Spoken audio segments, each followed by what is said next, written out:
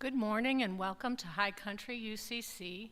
In this season of flourishing rhododendron blooms, jewelweed, hydrangea, squash, and hopefully tomatoes, we celebrate the unity of all living things. From winter through spring and now into summer, may we be reminded that growth comes in ways joyful, complex, amidst weeds and thorns. At times it's messy, and at all times on a spectrum.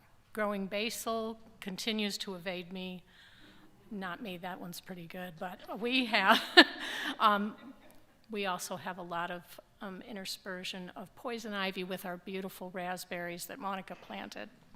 Here we seek to be a faithful community, a faith community, willing to grow in its season. Like an ecosystem, we seek to know our place, how we contribute or fit, and what our part might be for each of us to flourish. Through these intentions to provide radical belonging, justice, and tranquility, we acknowledge that we don't always get it right, but we will relentlessly continue our efforts to enter into a covenant so that people on all parts of the continuum of sexual orientation and gender identity and expression, including those who are lesbian, gay, bisexual, heterosexual, transgender, cisgender, queer folks, the sexually active, the celibate, and everyone for whom those labels don't apply, may all belong. People of African descent, of Asian descent, of European descent, of First Nations descent in this land and abroad, and people of mixed and multiple descents, and of all the languages spoken here. May all belong. Bodies with abilities and challenges, those living with any chronic medical condition, visible or invisible, mental or physical, may all belong. People who identify as activists and those who don't, mystics, believers, seekers of all kinds, people of all ages, those who support you to be here, may all belong. Your emotions, joy, fear, grief, contentment, disappointment, surprise, and all else that flows through you, may all belong. Your families, genetic and otherwise, those dear to us who have died, our ancestors and the future ones, the ancestors who lived on this land, in this place where these buildings are now, we honor you through this work that we are undertaking. May all belong. People who feel broken, lost, struggling, who suffer from self-doubt and self-judgment, may all belong. All beings that inhabit this earth, the two-legged, the four-legged, winged and finned, those that walk, fly, and crawl above the ground and below in air and water. We all belong. May it be so.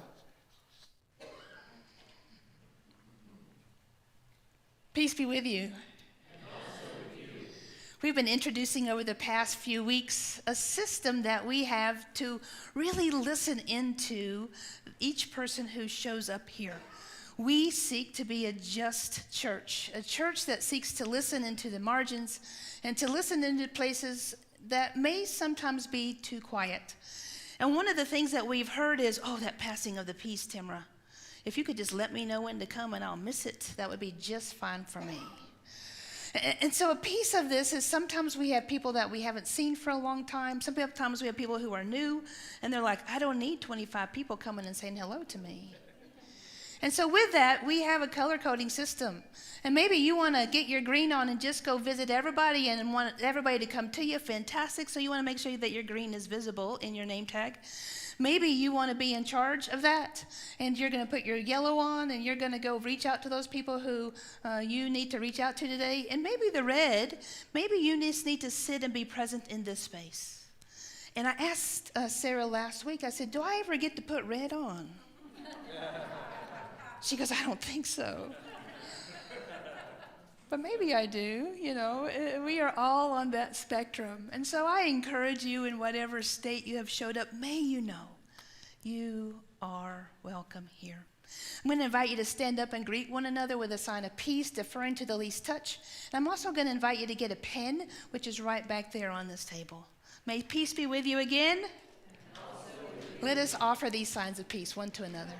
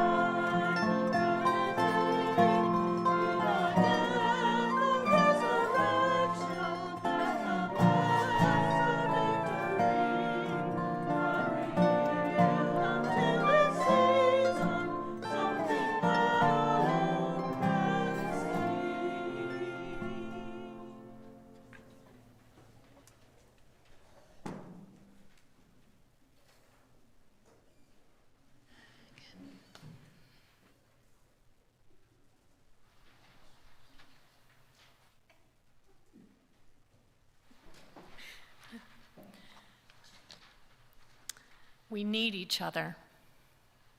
Each time we grasp the hand of another, God is there in the flesh entangled. Queer lovers stroll together, one hand squeezes the other. We got each other, as passing eyebrows furrow. At the hospital, one hand, soft with skin that is loose and free, rests gently in the firm, calloused hand of a son. I'm sorry. Thank you. I love you. In his palm, a whole life is held. When it's little itty-bitty fingers that can only almost wrap around an adult pinky finger, that counts too. The most gentle squeeze that knows not its own power. Melting hearts with such an effortless reaching out, like that's an easy thing to do. A long string of people with hands clenched tightly, screaming with the most courageous kind of fear. Traffic is shut down, cries for justice just loud enough to mostly drown out those screaming from their cars. The police will be here soon. Heart rates pulse, can't tell if it's yours or mine or ours. Hands holding hands, a prayer too rare, a sight of the holy, where the reaching out and the receiving, the grasping and the being grasped, the need to be held and the needing to hold, all get perfectly mixed up. A returning to that which is always true, but so rarely spoken to in the language of flesh. We need each other. We need each other. We need each other. May we receive blessing and call from these words.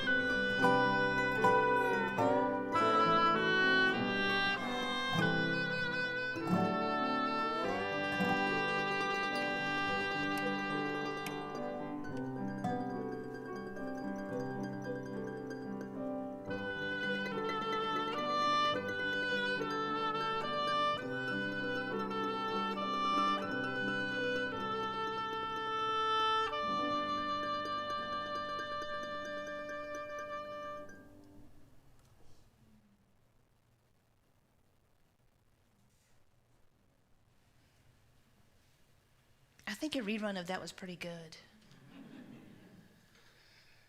I invite you to pray with me. God of the morning of the night, we come in holy gratitude for the connections, for the relationships, for the gifts of all that is around us.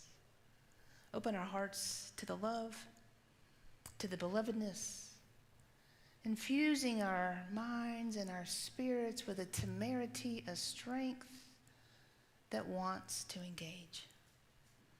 May all the strength here know from where its power comes, for you are our rock and our Redeemer. Amen and amen. I'm going to invite you each to get a piece of paper. You get to choose which color.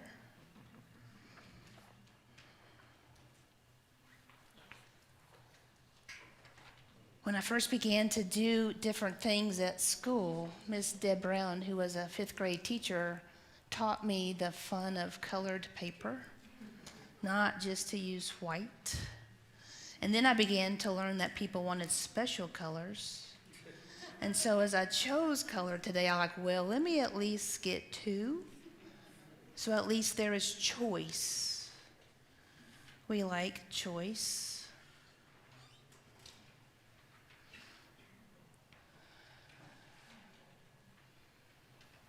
We are in a season of green liturgically, which for me means our growing season, in line with the land around us, as truly we are picking fresh produce as our flowers are coming in.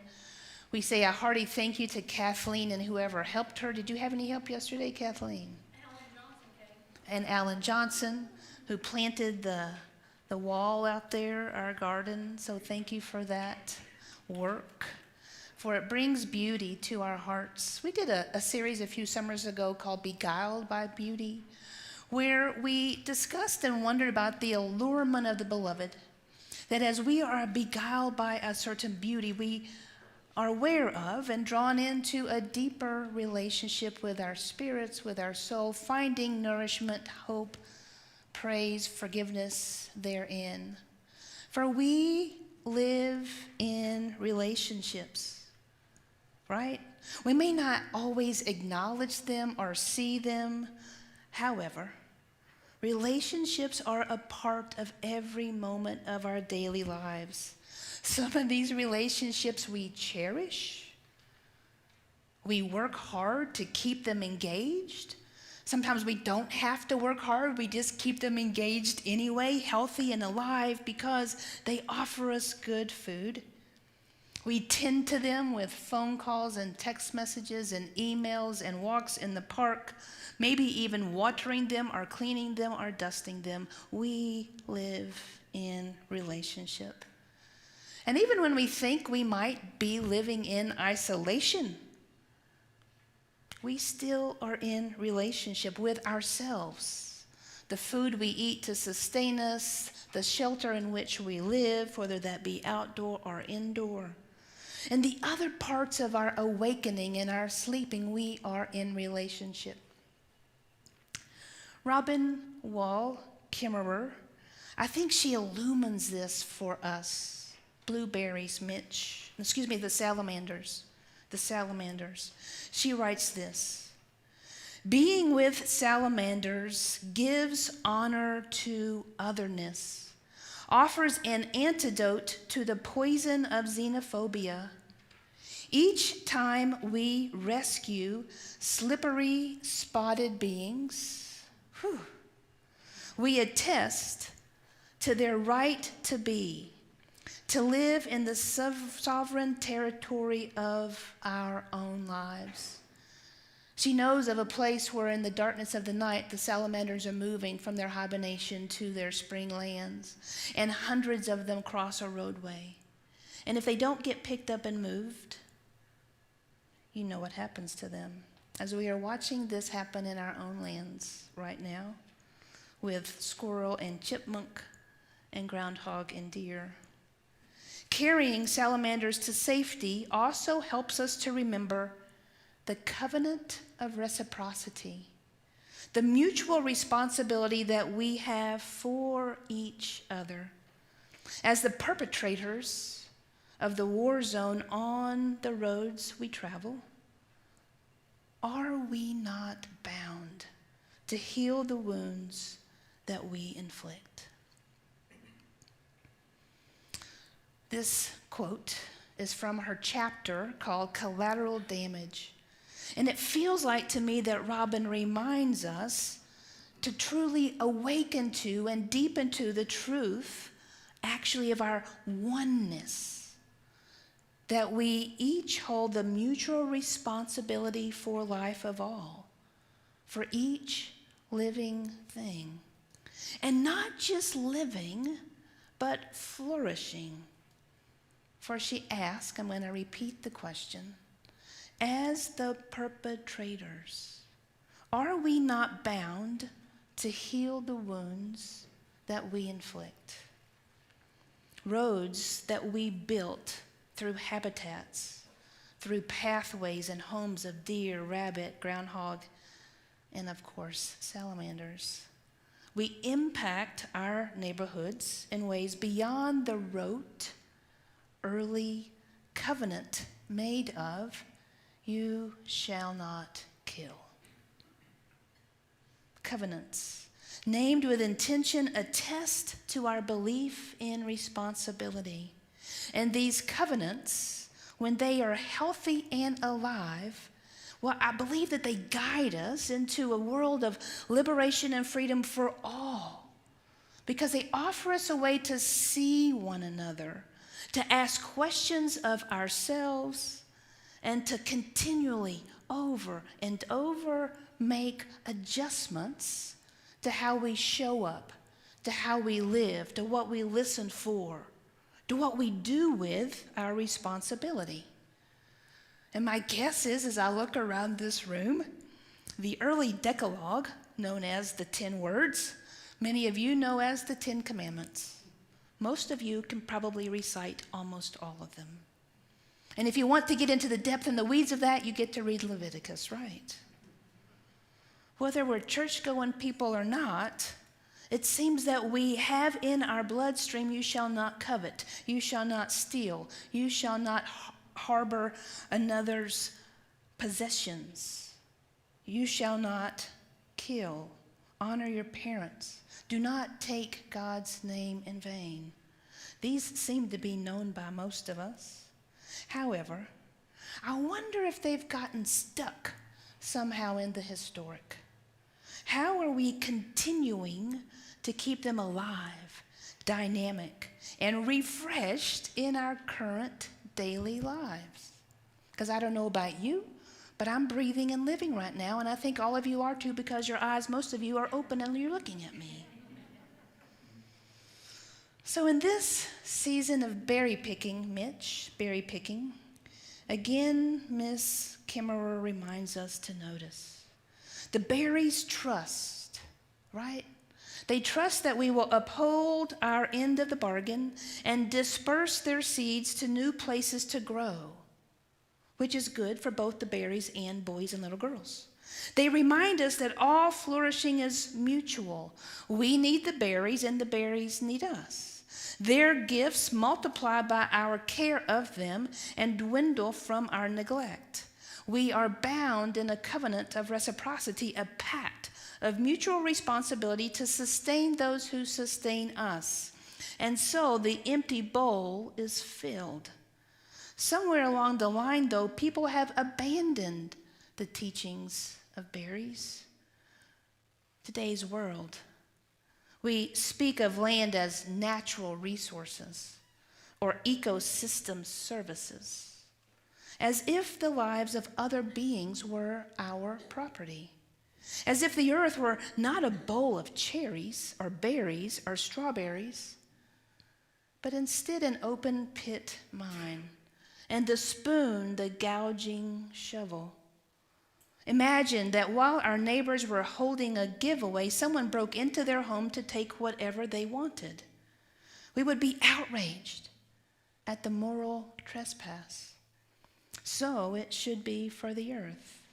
The earth gives away the free power of wind and sun and water. and instead we break open the earth to take fossil fuels. Had we taken only that which is given to us, had we reciprocated the gift, we would not have to fear our own atmosphere today. For the last few weeks in this time, we have joined together to sing. You've come, you've sit, sometimes you've listened. Maybe you listened online, I don't know. Maybe you sang, maybe you just sat and hummed, maybe you just received the music. Maybe you greeted one another with a peace symbol or a hug or a hello. And I wonder what you heard. What did you understand? What did you wonder about? What questions were coming up for you that you knew needed asking? And so today I want to remind us that for sure we are in relationship, and to practice this work of being in relationship, because I believe that that is our work to do daily. You are invited to engage in this relationship with yourself, with your community, with those you live in your household, whether they be human or non-human, and to wonder about what it means to be in that relationship in your neighborhood, the greater county, the greater high country, and what is your level of comfortability in these relationships. And so this is what we're going to do with that piece of paper you got. I'm going to invite you to do just a little bit of work, and to not just listen, but to actually be engaged with the relationship with yourself, and then possibly in a moment with someone else. So on this piece of paper, Mitch, I think there's a slide. What does it look like? It's the honey slide, right? What does it look like when a life of mutuality is healthy and expectations are being met?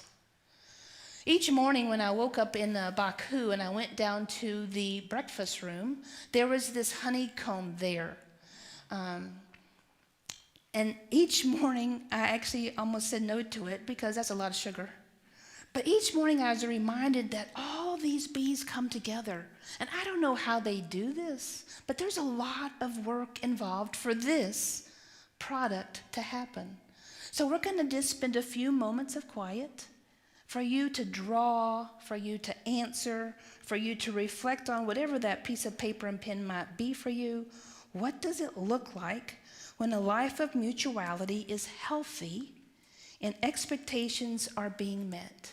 If you've ever been in marriage counseling, pre-marriage counseling, or you've done that with another, often the things that we ask are, what are some expectations in your relationship?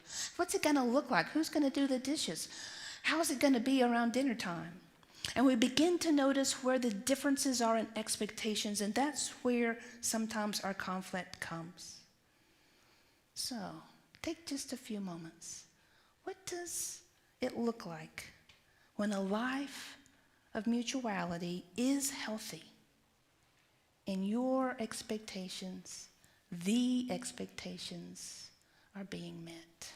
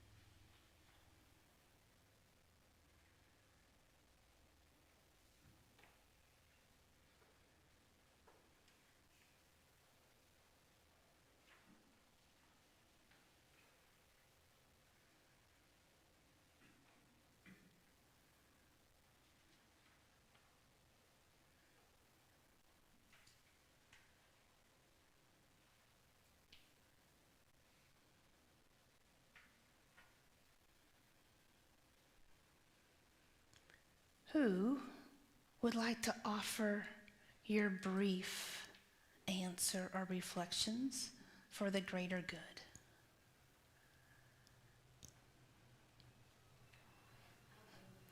You don't have to.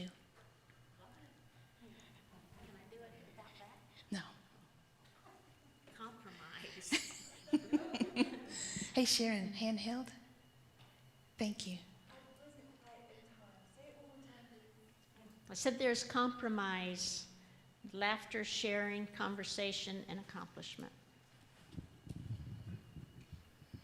I laugh and you laugh, or not, just as long as you don't frown.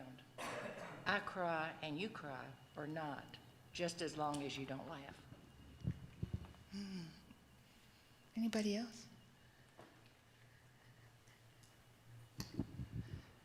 Support from my spouse makes me feel needed, makes me feel respected, so I want to return it. So it's a circle. And sharing the household tasks. Thank you.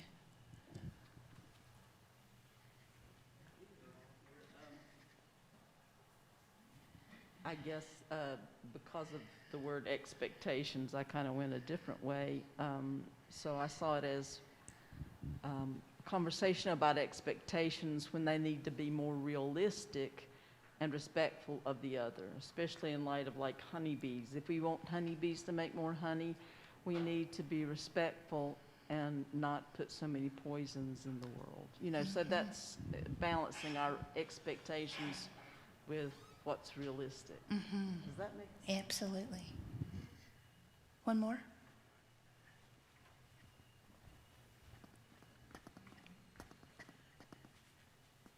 I drew a tree, but not only the beautiful top part of the tree, but also the roots, so that everything is as healthy, and even the things that are unseen. Thank you. I'm going to invite you, as you continue to ponder this question, that you take this piece of paper home and you continue to think about what it looks like and what it sounds like. Because when we can take a movie of it, that's when we actually know what it looks like and sounds like.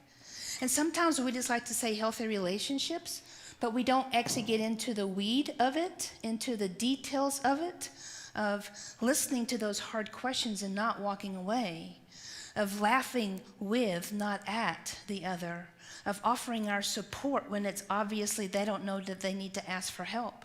When they say, no, I don't need any help, to not keep badgering them. And so those kind of specific details help then to understand and to make and create this culture of love in which we espouse. Now turn on to the back of your worship guide if you have one. If not, see if you can look on with another person.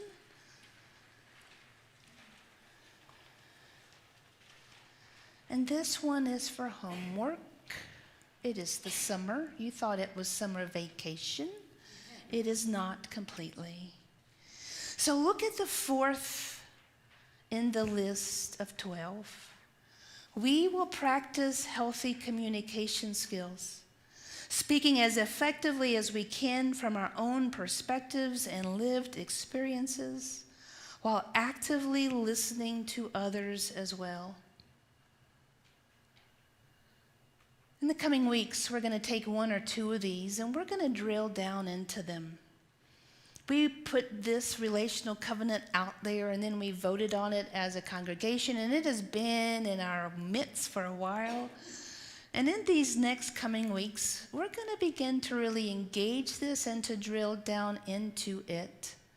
And so for homework, I'm going to invite you each day this week to read this number 4 and to collect examples of what does this look like or sound like in your day-to-day living, whether it's at the gym or the grocery or at your work or in your home life or within your own head and your own system of you as a person, or with the bees and the trees. What does this look like? And then to collect those examples And if you would be so kind and willing to send them to me by Friday noon, either by phone call or text or a hike or an email, so that we can begin to collaborate together to really truly understand what it means to be in relational covenant one with another. Because the more information and data we can assemble, we begin to be alert to and awake to all the spectrum of health and wholeness. Last thing, in our dynamics of living, I encourage you to notice that we have moved from the Decalogue of you shall not to, as you look down this list, to we will. We will. So may we, in collective body and soul, may we truly accept the responsibility of living within a covenant, seeking to build up, to nurture the belovedness of us all. May it be so.